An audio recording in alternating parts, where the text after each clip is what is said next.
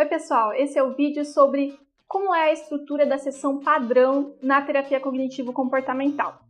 Eu vou pedir para vocês assistirem esse vídeo até o final, porque além de eu explicar cada passo da sessão da terapia cognitivo-comportamental, ao final eu quero falar para vocês sobre o curso que a Vida Mental tem em parceria com a Universidade Paulista, Unip, sobre terapia cognitivo-comportamental para múltiplas necessidades terapêuticas. Então, por favor, fiquem aqui até o final. Bom, mas vamos à nossa aula. Essa aula é uma pincelada de uma das aulas que eu dou nesse curso de pós-graduação, tá? É como se fosse um gostinho da aula inteira. Bom, mas vamos lá. Bom, vamos então à estrutura da sessão padrão na terapia cognitivo-comportamental. Vale ressaltar que essa estrutura que eu vou falar para vocês é da sessão correspondente às sessões intermediárias da terapia cognitivo-comportamental. Por quê, gente? Porque a sessão inicial, a primeira sessão que temos com o nosso paciente, ela é diferenciada, porque envolve toda a avaliação do paciente e toda a estruturação do caso clínico desse paciente. Então, realmente, ela tem outros elementos que eu não vou abordar aqui hoje, tá legal? Então, vamos olhar o slide com todas as partes da sessão da terapia cognitivo-comportamental, que a partir de agora eu vou chamar de TCC, tá legal? Então, primeiro nós fazemos uma verificação objetiva do humor, depois a gente faz o resumo da sessão anterior, a revisão da tarefa de casa, a gente define e discute os itens da agenda, fazemos os resumos periódicos, a definição de novas tarefas de casa, fazemos um resumo final e também solicitamos um feedback do cliente e fazemos também o nosso feedback para o cliente.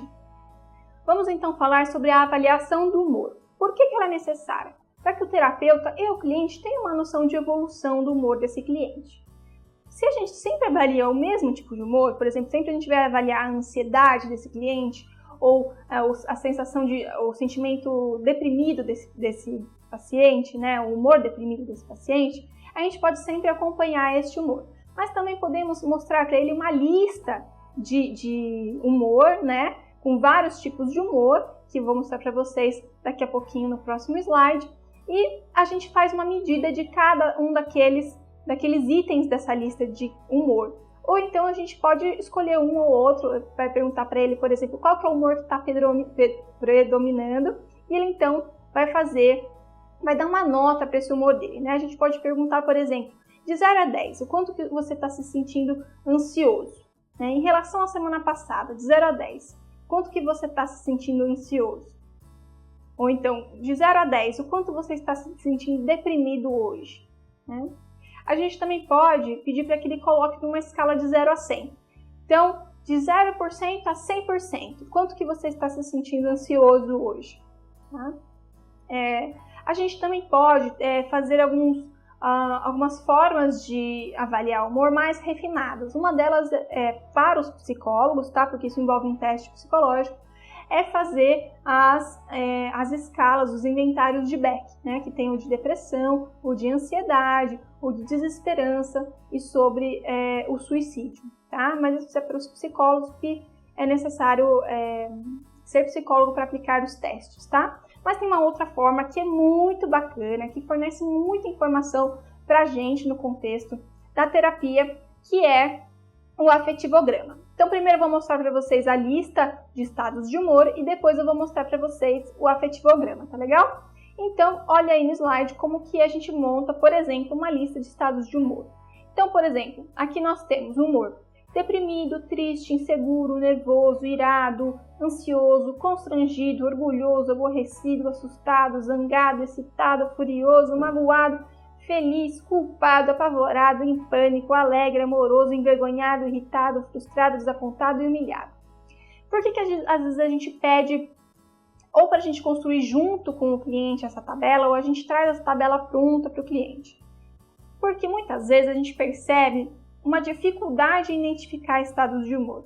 A gente percebe um baixo repertório nos indivíduos de identificar o humor.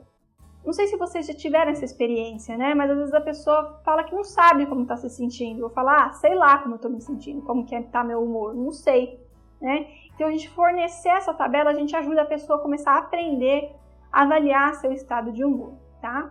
Vamos então para o afetivograma. No afetivograma, nós podemos, por exemplo, pedir para que a pessoa descreva como está se sentindo, como que está o humor dela de manhã, de tarde e de noite.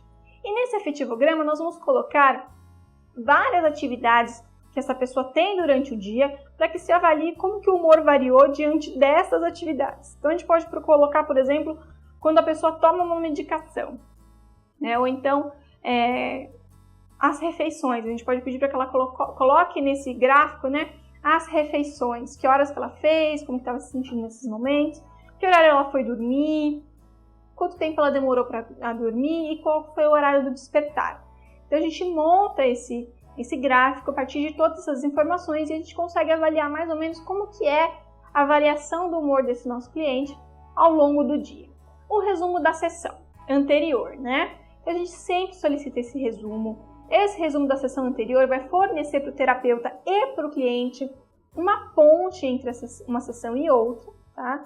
Também ajuda que esse paciente sempre chegue preparado para a sessão, porque ele sabe que o terapeuta vai perguntar, né, o que ele achou importante na sessão anterior, o que ficou para ele da sessão anterior. Então ele já chega na terapia lembrando, né? Ele não esquece como foi a última sessão, né? Porque ele sabe que ele vai ter que lembrar depois, né? Isso é super importante para a evolução desse cliente, para que ele tenha uma noção de continuidade dessa terapia, tá?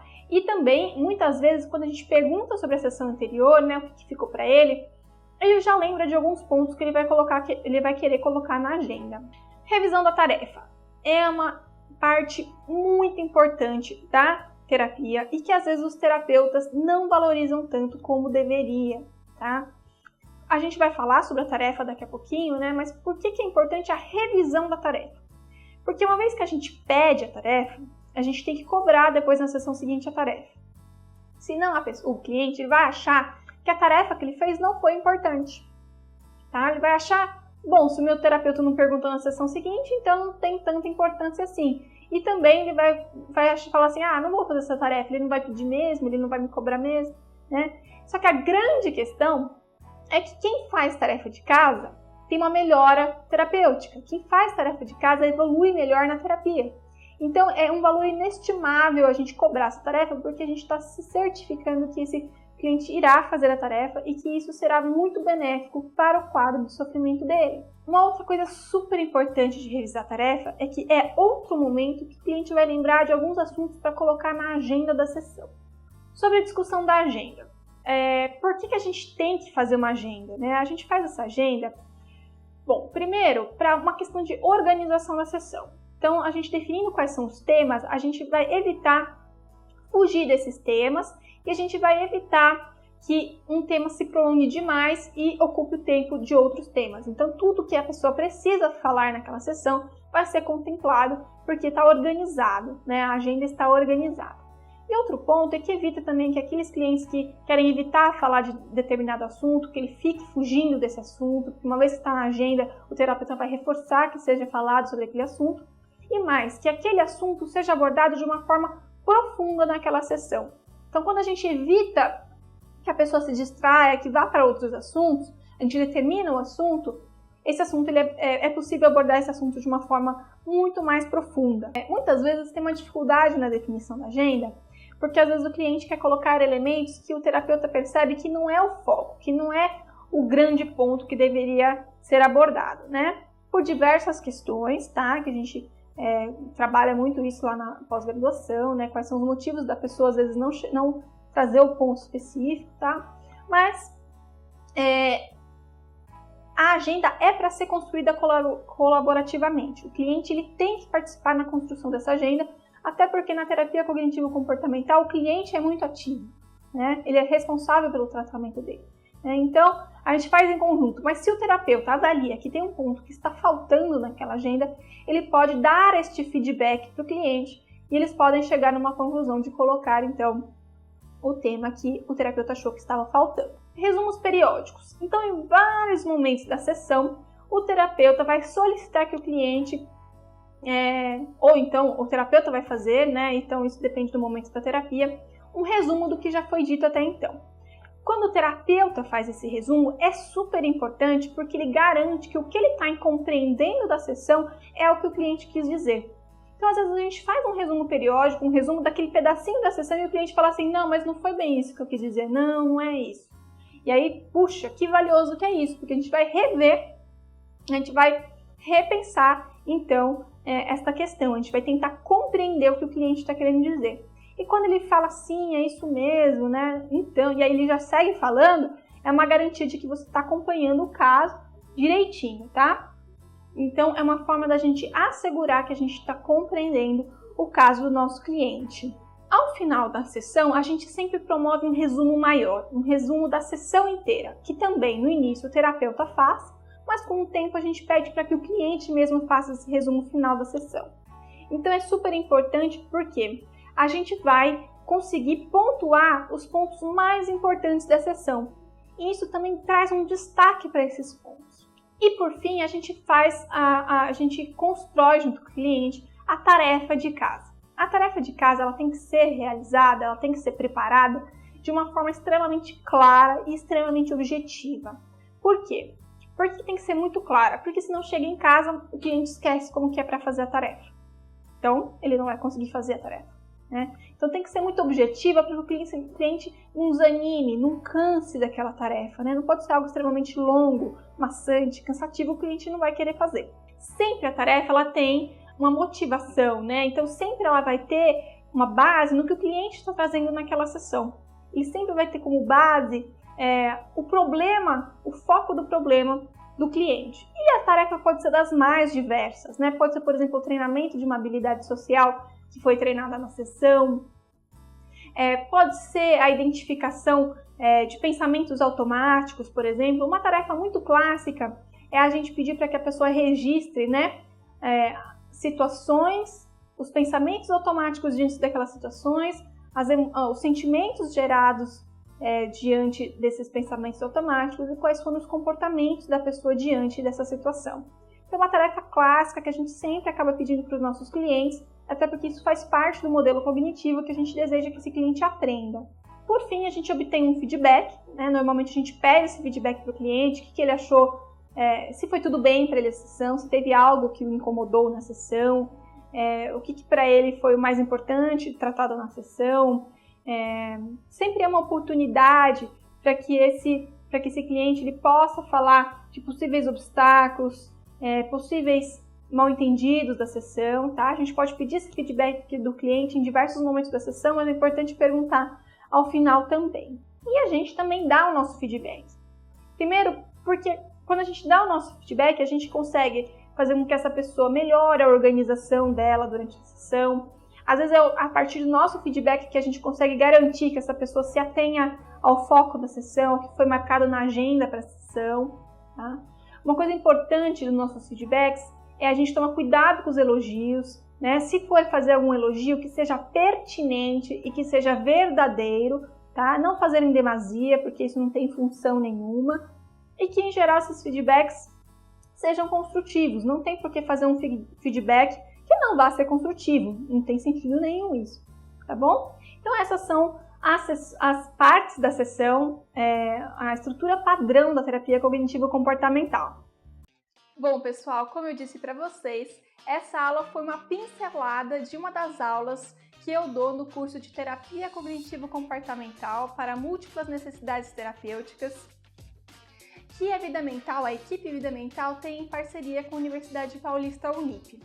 Esse é um curso muito bacana, que a Vida Mental já tem em funcionamento há alguns anos lá na Unip e conta com diversos professores das principais universidades brasileiras.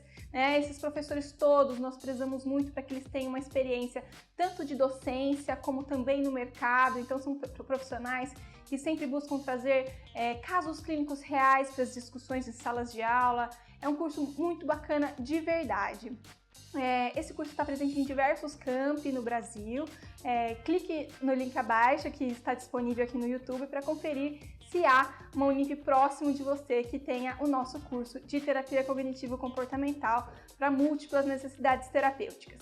Esse é um curso que ele é estruturado tanto para abordar toda a base teórica da terapia cognitivo-comportamental, como é um curso que aprofunda, né, sobre as técnicas da terapia cognitivo-comportamental para o tratamento dos diversos transtornos mentais, como por exemplo dos transtornos de humor, como a depressão e o transtorno afetivo bipolar, dos transtornos de ansiedade, como a ansiedade generalizada, o transtorno de estresse pós-traumático, o transtorno obsessivo-compulsivo, as fobias, os transtornos psicóticos, como a esquizofrenia, transtornos alimentares, enfim, vai passar por todos os transtornos mentais, ou seja, é um curso que traz ferramentas para o aluno incríveis, realmente deixa o aluno preparado para a prática clínica de verdade, tá?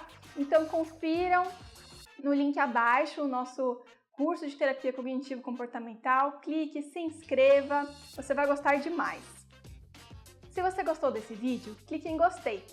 E para conhecer mais sobre os trabalhos da vida mental, assine nosso canal no YouTube, o link está abaixo. E se quiser saber mais, conteúdos mais profundos, mais longos, acesse nosso canal na Eventius, o link também está abaixo. Muito obrigada!